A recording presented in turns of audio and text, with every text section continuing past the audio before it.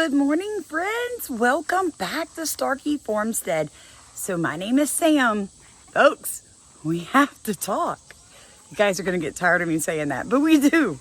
We have to talk. So much brain overload. And I know that it's not just me. It's everybody right now. So what are we going to cover in this video?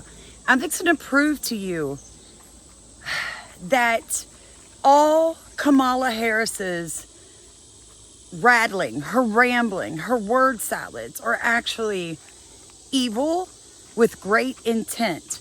I'm going to talk to you about what is fixing to happen in this country long term. Like, what's fixing to happen? We're going to discuss something that I saw that could possibly look like military was going to blow Donald Trump's head off. That's all I can say. You're going to want to stick around, folks. The things I have to show you are just mind-blowing. So I was catching up with my friend Cohen yesterday with Riverside Homestead, and I came across a clip that made me go, what? Radio Watch transmissions this. And then immediately start pointing his firearm in the vehicle of where they just put Trump. So let's watch this and pick this thing apart real quick. Okay, so you see this guy, he gets radio transpondence. Someone tells him to do something. He's getting communications right now, but then watch what he does. He walks towards the car and what appears to point the gun down into the car, and then he holds off. Now, this is what I replayed this several times and watched it. And the only thing that I can think of is this guy is standing so far back behind the car that he might be looking down that right side of him down the car, but he is sure awfully close to that car. But so a lot of people are speculating that he was aiming in at the president. Now, folks, you can find that entire video on Cohen's channel. But I have to ask you, did you see what I saw, what he saw? What definitely looked like they were pointing that rifle into the vehicle exactly where Trump was. Look, take things for face value. Just take things for face value, okay? Because it's bad. This is how close this boy, if he's the shooter, came to killing President Trump had he not turned his head. If it wouldn't have killed him, it would have disabled him for life, and nobody deserves that, folks. And I said this the other day, and I'm going to say it again. If you were celebrating the attempted murder of any human, you are a terrible person. You're a terrible person. Like, you are morally decrepit and a bit evil, in my opinion, because normal people, when they hear of someone dying or becoming injured, we immediately feel sorry for their loved ones and for them. But we have a generation of children who are now young adults in our voting base that are mentally and morally decrepit. I want you to listen to a couple of clips. Now, they're a little long-winded, but I feel like you definitely need to understand why the left is attacking words, specifically the meaning of words. If you listened to my video with Michelle Melendez yesterday about the Great Maui land grab, we talk about how if you're going to go to court, you better know court language, right? Like, you better understand what the words mean and the language that they're using. Well, it's the same with the progressive left. Watch this. His words in this case actually also reflect a long tradition put forth by progressives and leftists in terms of how they treat words. Now, we all understand that progressives and leftists enjoy changing words, and they enjoy weaponizing words against people. That's the basic point that many of you understand, so I will not go over that. But what I will say is that there's also a kind of method in the progressive tradition, if you look at it intellectually, that describes how words should be used in general versus how words should be used in matters of politics. So, the symptoms of a problem, but will never actually diagnose the root cause of the problem, which leaves you in the dust and leaves your enemy 10 steps ahead of you. This is not about just playing games. It is about a fundamental worldview around the purpose of language and the purpose of meaning and the purpose of power in society. This is not shallow, this is actually quite deep, but that's for that reason, it's also quite dangerous progress. The significance of that single statement is that Harris is articulating a 125 plus year old ethos that has underlied progressivism in its march through America's institutions. The goal is always to move forward. What did Barack Obama say? We are not going back, we're moving forward. We have been there. We've tried that, and we're not going back. We are moving forward, America.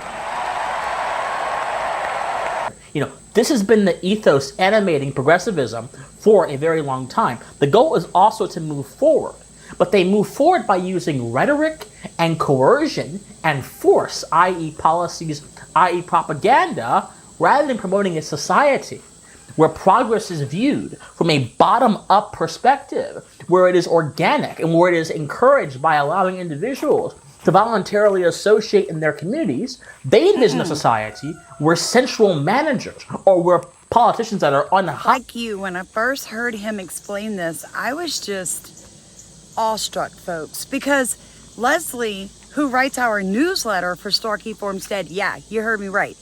We have a newsletter that comes out twice a month through your email. That's so full of information we can't talk about here, right? Well, Leslie started teaching people definitions about 2 months ago, and I'm like, what are you doing? Because, I'm curious. I'm giving her free reign to be the author that God made her. And she's like, Sam, people don't understand that definitions are being changed. And it's important to understand your adversary, to be able to speak their language. So if you are not signed up for our newsletter, let me tell you how you can do that real quick, folks. Donate any amount to any of the multiple ways that we have set up to donate for the fire victims. That money's going to go to the fire victims, but you're still going to get the newsletter, if you catch my drift. I mean, we were asking $30 for 12 issues over 6 months, one-time payment, right? But then Leslie's like, tell them any price and bring it to the fire victim. I'm like, that's a great idea. So pinned in comments, you know where comments are. Pinned means the top comment, or all the different ways you can give. Now, here's the kicker. If I don't have your email address, I still can't get the newsletter to you. And that's on you, right? Because Sam's super busy. So make it easy for me, folks, because I too am human, right? Now, we are leaving August 1st to go to Maui. Why are you going to Maui? Because I am about the indigenous sovereign movement.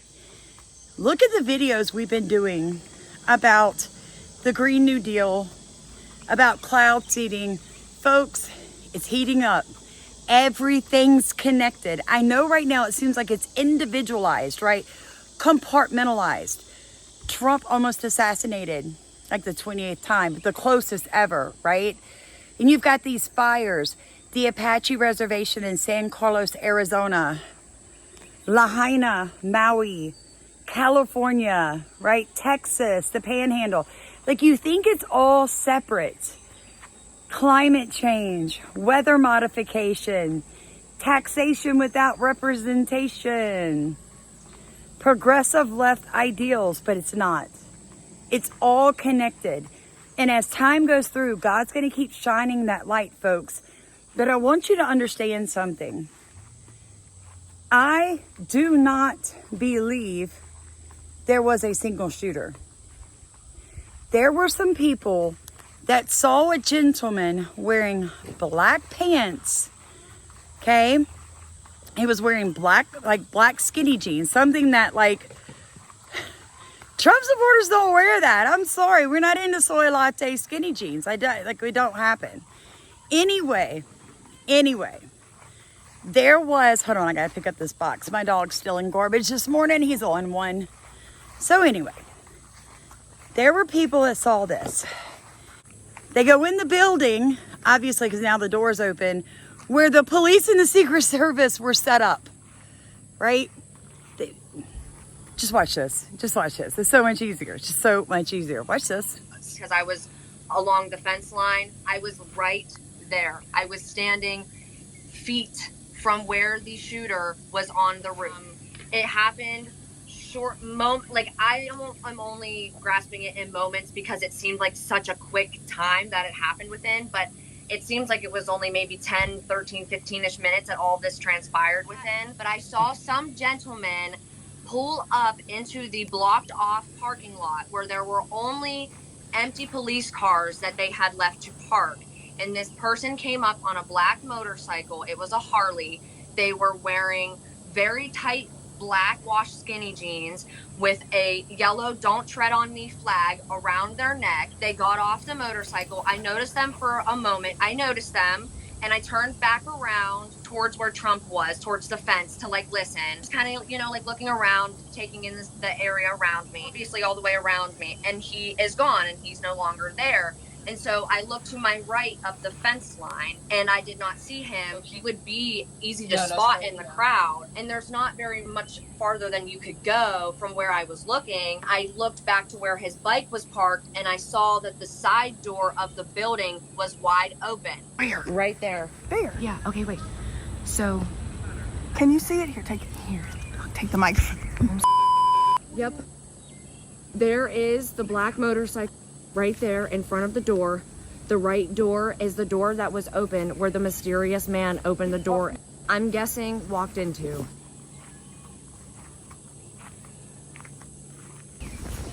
This is wild. There is the black motorcycle right there at the door and walked. I'm guessing walked into it. Onto the roof of that building just 2 minutes before he opened fire. Yeah, look, there he is. You can hear bystanders desperately trying to alert police. Authorities now using that video as part of the investigation. And tonight, ABC News has learned that heavily armed local police were stationed inside that building and missed Thomas Crooks climbing up the outside of the building to the roof. The same building was being used as a staging area for local police, according to 2 law enforcement officials. And Butler Township officials are confirming ABC News' reporting that a local police officer climbed up the roof and confronted... Folks, I'm just going to keep it real with you. Who was on the motorcycle? Was that the actual shooter? I don't know. We need to keep asking questions. It's okay to ask questions. It is not okay to say that this was a fake, staged attempt and the gentleman that actually died didn't die. That's not the same as critically thinking, okay? And how many times recently have you heard me say, there is no way public servants on a public servant salary that have never owned businesses and have never had a real job are multimillionaires? Now, I was saying Joe was worth 10. Try 50 million bucks, people. How are they worth $50 million? And families in U.S. history. Hello? $50 million. Joe Biden bragged for decades that he was the poorest man in the Senate. How does someone without a business have $50 million? How does someone whose son doesn't have a real job have $50 million? How does someone who has 2 brothers who can't hold a job have $50 million? The only legit business we could find in the Biden family is Ashley Biden's sweatshirt company. And I don't think she's made $50 million selling hoodies. Huh? This is exactly why we need an impeachment inquiry. You know what I inquiry. say? Let Joe stay. Let him stay in the race, folks, because he's cocky. Look at this. Is there any way that you would step out of the race? No. No, unless they told me I could not win, and no poll shows that. You're 81, and you walk like a zombie. Nobody's voting for you, dude. Nobody's voting for you. The only people that are going to vote for Joe Biden are the progressive left and the immigrants. And let me show you what's happening across America right now. To make this happen. And what this is, and I want everybody to see it clearly, federal policy drives illegal immigrant crime and victimization. And that's the focus, other than our victims of human trafficking. Listen, folks, I want to introduce you to Andres Gill, okay? Here's this guy. He's also on this board, but get a look at him for a second. He came down here from New York with 3 females. All of them are...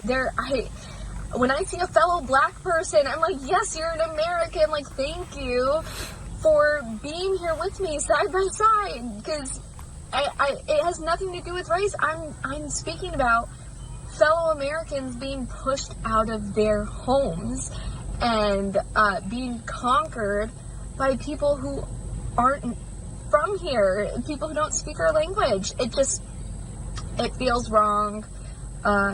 That's Joe Biden's America.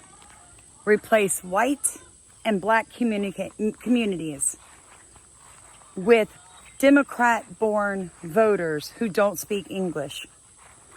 You're a fool if you don't believe that. Now, I don't care who I offend. I told y'all the other day, I don't get paid for this, which gives me a right and a boldness most creators don't have, because they're so scared to offend you, folks. They're so afraid you're going to walk away with your watch hours and with your ad watching, and they're going to lose their income. Well, when YouTube took my income, they set me free, right? So I'm bold. I see it. I say it. If you don't like it, I don't care. I'm not here to be your friend. I'm here to bring you information you're not going to see anywhere else. Like, comment, subscribe. We do truly love you guys. And we want you to survive what's coming. Because, folks, listen to me now. When Trump wins in November, and he will win, they're going to kill the economy. The global banking elite are going to kill the economy. Yep, I live in a mobile home. Yep, I drive a truck with 300,000 miles on it. Guess what? I have 0 debt. No credit card debt, no home mortgage, no truck note. You better get out of debt. You better quit living beyond your means and be thankful for what you've got, because you're beholden to the banks right now. And when they crash it, and friends, they have tried to impeach him. They have tried to put him in prison. They have tried to remove his Secret Service. They have taken physical bullet shots at him. When he becomes president, the last thing in their arsenal, my friend, is to crash the United States dollar. And they will do it. And you had better be prepared. And don't forget, you heard me say it here in July of 2024. God bless you.